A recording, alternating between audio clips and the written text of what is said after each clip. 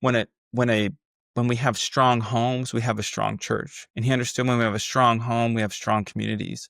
And when we have a strong home, we have a strong nation. But without a strong home, I believe everything else just kind of falls to the wayside. What story fuels you? What race is God asking you to run with endurance? What will you build until you get there? Hey, where do you need to keep going? Maybe you've already started, and along the way, you just feel like, man, I don't know if I have any more. I don't know if I have any. Listen, if you have the ability to potentially second guess what it is you're doing, that means you're breathing, which should be an indicator that you have breath in your lungs and you can keep. Hey, what's going on, you guys? Welcome to the Kingdom Family Movement Podcast. I am your host, Sam Velasquez, and I'm super pumped that you are joining us today. Listen, we are celebrating once again in this episode. Really, we are 4 seasons deep into this. We're coming up on 100. But listen, we're celebrating the beginning of something new. The movement that we are starting is the Kingdom Family Movement with a clear mission. It is simply this, just as a reminder, and it's to restore God's design for marriage, family, and the home. Simple as that, you guys. And I'm pumped about it. I'm super excited. We got a lot of things coming down the pipeline. But today I want to introduce something to you about the power of stories and help you figure out what story in your life is fueling you to keep going, right? Ask yourself that question. What story fuels you? Hey, we'll come back to it. Think about it for a minute so I don't forget and overlook it, because I often do, because I'm human. But I want to thank you. If you've been tuning in as of recent, awesome. I appreciate it. If you are just finding us, hey, do me a favor. Go ahead, leave us a review, subscribe to the podcast, because it helps us grow. It helps us make a greater reach to the community around us. And we believe there are many families out there, many marriages and homes that are wanting to rebuild and restore God's original design for them. Again, thank you so much for being here. I'm super pumped. And if you're feeling a little bit confused because we've rebranded some things, hey, go back to the most recent episode before this, and I kind of break it all down with a little bit more detail. But you guys, I appreciate you so much. Let's kind of jump into this again. So think about it. What is the story that fuels you? What is it that makes you get up in the morning? What is the thing that you feel encouraged by and you're excited about, especially when maybe you feel like your back's against the wall, or you've hit those moments where you just feel like you're not necessarily hitting your stride? And listen, it happens to all of us. No one is unique or above that kind of a life where everything's just perfectly laid out. And it's biblical. God tells us there's going to be trials and storms and tribulations. It's not meant to just be easy. However, we can grow in the process. We can really learn how to run the race with endurance, which is why I want to share with you today an amazing story that I've had the privilege of being a part of, but more importantly, has impacted my life for the past 20 plus years, which is super wild, right? And ask yourself again, who or what maybe reminds you to keep going when life gets heavy and exhausting and or tiring. We are human. But today I want to share with you a quick story about a good friend of mine who passed away, but his name is Sergeant Michael Bitts. You see, the thing about him and I that was maybe similar was he was in the Marine Corps. His faith was in God, and he loved fitness, and he loved being a Marine. And we had that in common, and running especially. The thing that was different, though, that's very critical kind of to point out, is I was 21. He was 31. He was married. I wasn't. And he was a father to be. He had twins on the way, unbeknownst to him at the time, because we were getting ready to deploy and he wasn't going to be there for when his kids were born. But those are major differences, which means he had a certain level of responsibility at the time that I just didn't have, nor could I even comprehend or understand. But let me tell you something I certainly understand now, better than I did anyways. Now that I'm 43, married, with 4 of my own kids from the ages of 8 all the way to 16. It's really amazing to look back and think about how this story has impacted me as just a simple reminder, and especially a reminder to keep going and why I do it. And I'll give you that here in a second. You see, March 23rd, 2003 changed everything, because on that day, we lost Sergeant Michael Bitts. His life was taken in combat. at a very young age. And not only that, he left his wife and his eventually newborn twins back home. I couldn't comprehend that in the moment. I still have a hard time, to be transparent, comprehending that, right? Because how do you process it then? I was 21, closer to 22 at the time, and unmarried. I didn't have my own kids, but I certainly felt the weight of it in a way that even I couldn't explain, but I understood to the best of my ability how incredibly weighty that was.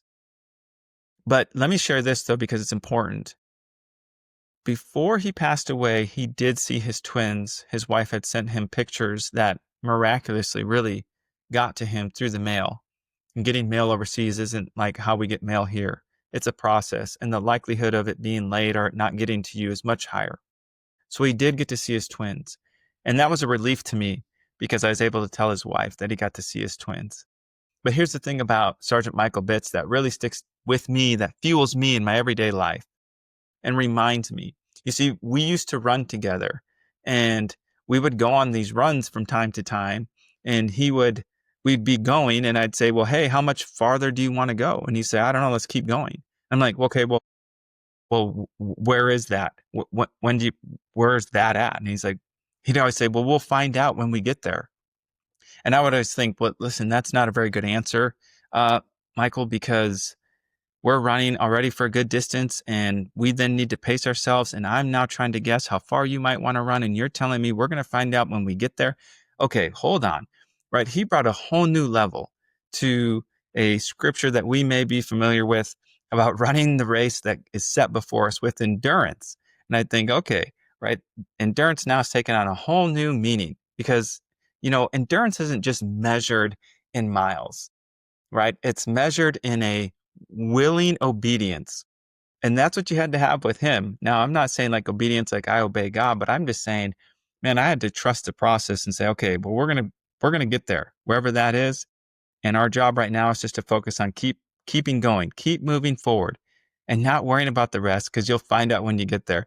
It always used to drive me bonkers, to be quite honest, but like, okay, how far are we going? I don't know. We'll find out when we get there. I'm like, oh, man, you're killing me.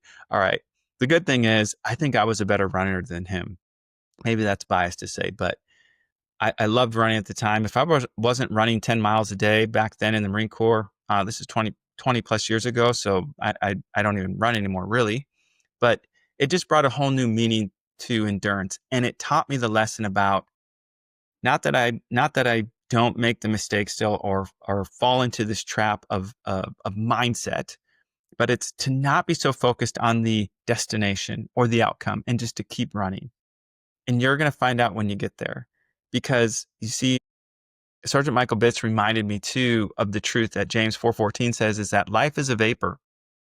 Life is but a vapor, right? We're talking about the steam coming off a tea kettle on the stove. When you see it, think about how quickly it then disappears. It's gone. That's our life. That is what the word is telling us, what the Bible is telling us. Our life is very short in context, and yet so much can happen in that short period of time. But we have to keep going. We have to keep trusting the process. We have to keep going and be reminded of this. And here's the thing I want you to really take home from this story, because it's like, okay, Sam, what about it really fuels you? And here's what fuels me is unlike Sergeant Michael Bitts, when I wake up, I still have air in my lungs. I still can breathe. I still can choose to keep running the race that is set before me with endurance. And so can you, right? And why it's so relevant to where we're headed now with the Kingdom Family Movement, and particularly even this podcast, is that the breath in our lungs equals we have the ability to be responsible.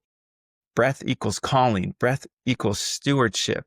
And I don't know about you, but I want to take full ownership and responsibility for the calling that God has placed on my life. And I hope the same for you, and that I want to steward it well. I want to steward my marriage well. I want to steward my children well. My 2 sons, my 2 daughters.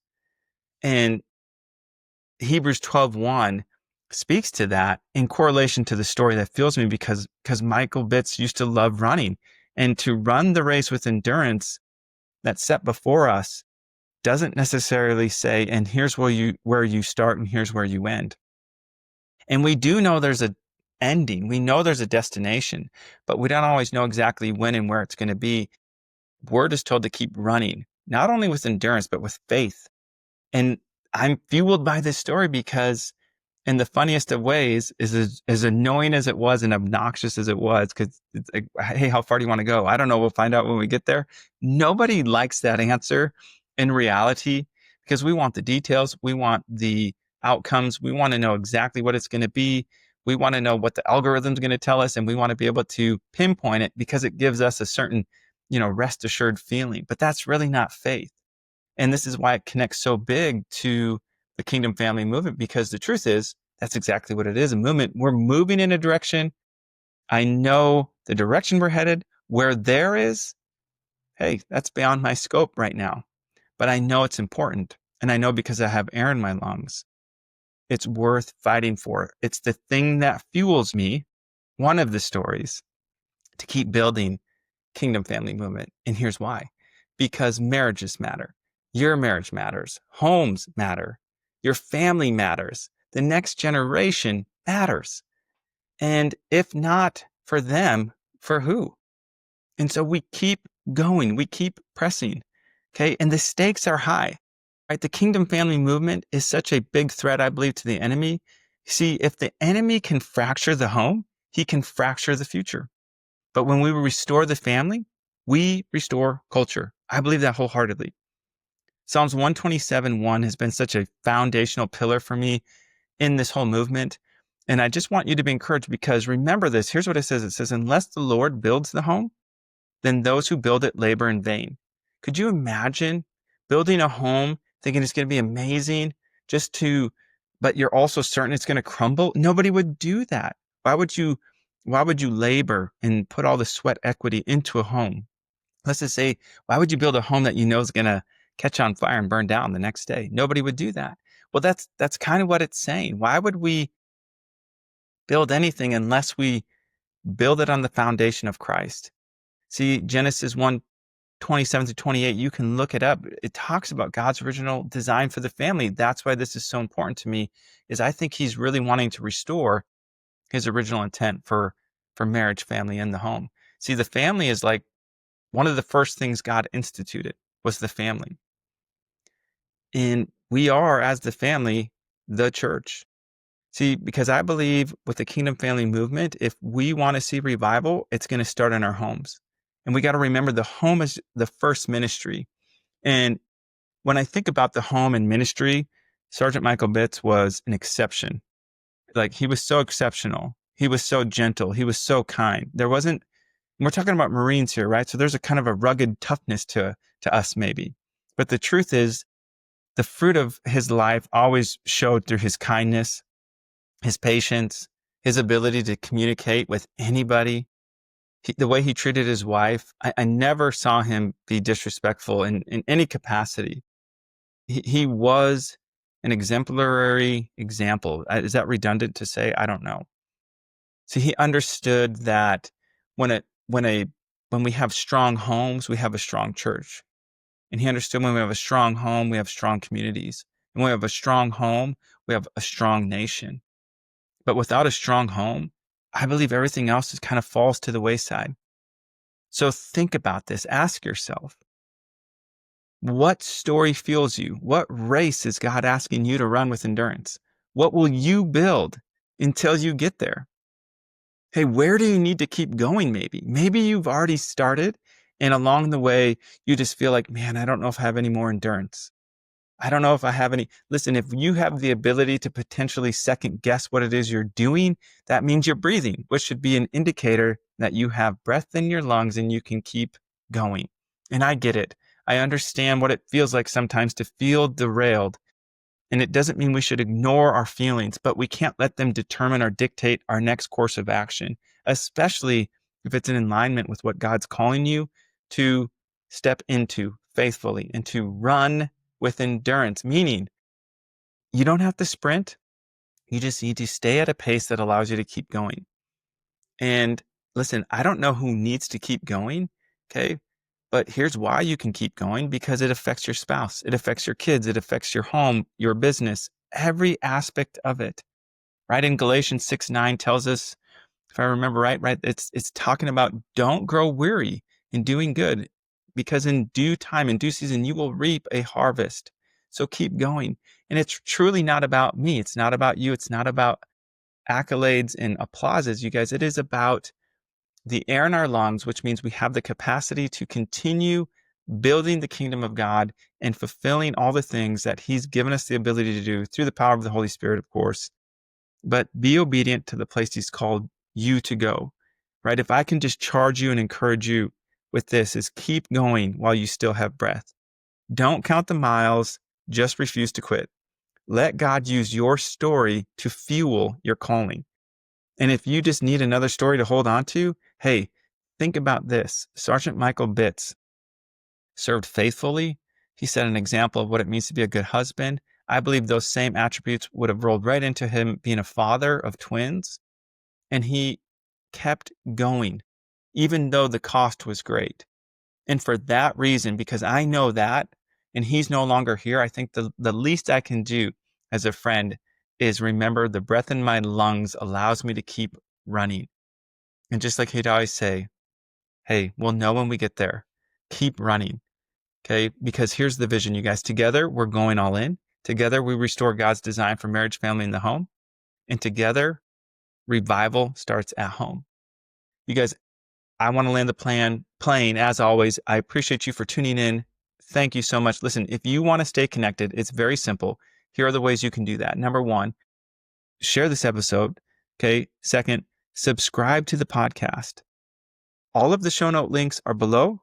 And if you haven't yet, you guys, we send out a weekly email, okay, called the Weekly Reset for the Kingdom Family Movement, straight to your inbox every Monday. It is an encouragement, an uplifter, something you can just draw inspiration from and get a little fuel to keep running your race. Hey, if you haven't subscribed to that, the link is below. And then if you want to connect even further, hey, follow us on Instagram at Coach_Sam Velasquez. The link is down below, where we put out all of our stuff for the Kingdom Family Movement there on Instagram. You guys, I so appreciate you. And just remember, this is more than a podcast. It is a movement. And we will see you on the other side. Peace.